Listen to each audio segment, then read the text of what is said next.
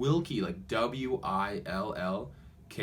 Boom, like done. There's an endless road.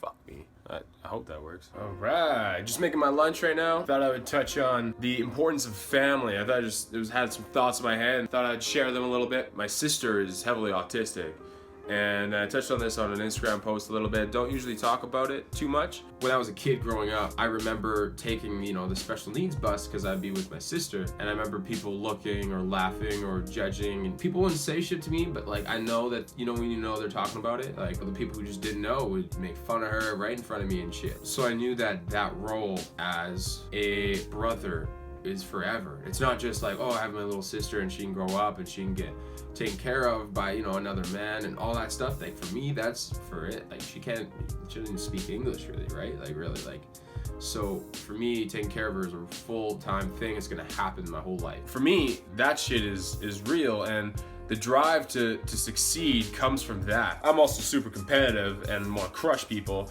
like cockroaches, but that's the point. That's like a minute portion. Taking care of somebody else is real, and everybody to some extent has that feeling. And for me, that's my vulnerable baby sister, right? I honestly feel sometimes it's just me and her against the world. Whatever I do, it's not a one-man decision. I can't lose it all because it's not just about me. My family originally comes from, third world Jamaica. My grandfather plays a huge role in my mentality today. My grandfather was a poor, like, potato-picking family, and from his side, the only way to get out was through taking advantage of signing up for the war, surviving, and then living pretty much in a closet while studying law. And that's what he had to do to get his family out. That puts things in perspective. I have it good. Like, I'm not a white male and all that shit, whatever. I honestly think I got an advantage. Smartest man I've ever met, is just incredible. Read books all the time, was dedicated, as I previously mentioned, went through some serious struggles, and especially when they came into Canada, decided to move. At the time, when he'd worked his way up into being pretty much like a Supreme Court judge in Jamaica, so to leave there and was not ideal, and how he went about that was, moving the family first, then he had to stay there and work for that long, so that's just hard enough as it is. My father was like 12, and imagine coming from Jamaica to some fucking cold ass country, like just snow everywhere. You're just not used to it at all. Like you didn't really travel there. You never knew what it was like. Oh man, crazy to me. One of the things I will never forget him say was, he had no regrets when he was on his deathbed, pretty much, right? Like he had zero regrets, and that's how he wanted to go. Like he, like obviously with the circumstances of range and stomach cancer, things, it's not ideal, but he was very proud of who he was and how he was leaving his family, and that's something that's massive to me. He knew that he couldn't have done anything more, or he's glad he didn't do anything less, and he was really proud of himself and who he was in his life, and told me never have any regrets. Like that was the thing. Like, he wanted all these great things for me, but at the end he just wanted me to end my life just like how he lived his, and that was without regrets and doing things in the moment. And that's when I think, like, there's moments in my life where I look back, and even with girlfriends I've had in the past, I'll look back and say, I really wish I did this instead, or I took more care, or things like that. But in the same right, I don't regret it because of how I thought at the time, what my mindset was like, or my frame of mind. And at the time, it made sense to me why I acted the way I did. Today, it makes sense for me to act the way I do, so I don't regret doing anything as long as it is in that time frame. And yeah. All right, yeah, right back to the topic. Fuck, I lost it, man. A couple months ago, I thought I was gonna lose my grandma, and I was reminded that earth-shattering feeling that anything could just like that go. And it's crazy how your perspective changes when you realize that, right? Like how you treat that person. You want to spend as much time and all that shit. For me, what I want is I want a home that isn't just a house that I live in. I don't want a fucking massive house and just be all rich and shit and just sitting smoking cigars in front of privacy. Actually that sounds pretty fun, but I want to do that with other people.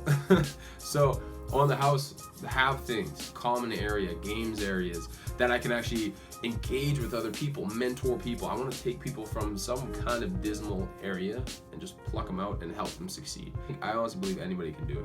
One of my biggest goals is not only just to provide for the future generations of, you know, the little Wilkie line, but I also want to be able to have their name spelled right. You know, I want people to know my name. Wilkie, like Willkie. Boom, like done. I have to say that I'm very grateful for parenting I had. Yeah, it wasn't ideal at times. My circumstances weren't ideal. I never asked for an autistic sister, but it's a very good metaphor in life that sometimes you just don't ask for these things, they happen. My family has been on a historic leap forward in terms of our socioeconomic status and education. I'm in a position where they're able to elevate me and then push our family legacy or our family name up another level. People never think about that. You know, I feel like a lot of times people feel like they're so, not selfish, but so self-absorbed. They want to be free, they want to do this, but it's like, I get that and I understand and I want that too, but how I'm gonna do it is gonna include those around me as well. Because I could be rich as fuck with nobody to love, or I could be poor as fuck with everybody to love, right? Homeless guys showing love to other people, and you see a rich guy in a nice suit showing love to nobody. Right? I don't want to be that guy in that suit. In my family tree, there was also a very pivotal moment in history where a guy named Sir Samuel Nightingale, he's like a distant relative from the Bahamas, just apparently just super black, just very dark skinned. And this is right after slavery, like right after slavery was abolished. So his family used to be, you know, his father might have just missed slavery, but they were black and they, you know, weren't allowed education and things like that. But he ended up going to one of the most prestigious schools in the Bahamas. And then he went to the UK.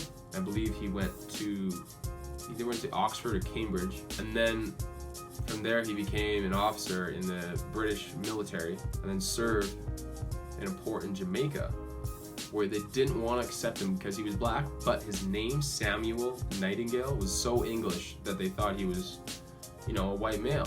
And that's the other thing, some family, some probably a, you know, a slave or former slave owning family or very wealthy, affluent family helped that out. That vibration in history has literally shaped my family, which is crazy. That one decision 200 years ago is what it gave roots to how my family has come on from my grandmother's side.